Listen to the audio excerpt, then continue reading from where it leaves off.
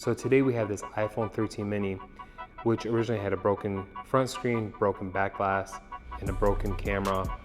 This customer attempted to replace the back glass, unfortunately ended up damaging or puncturing the battery for this phone, and the customer wasn't able to continue with this repair just because the glass was getting harder to remove off of this phone. Unfortunately, more damage was done, and we are going to take this phone in, replace a few things, including the front screen, the camera lens, the battery, as well as the NFC pad, since that was ripped as well. And hopefully there isn't anything else going on with this phone. It should be good. We'll do a full test right after the repair.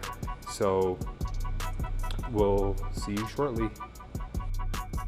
All right, so we're back with this iPhone 13 mini. Luckily for this customer, everything worked out fine.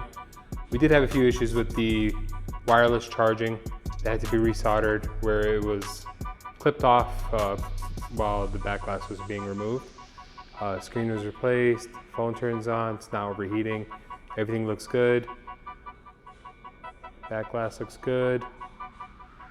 Customer will be happy to know that their phone works again.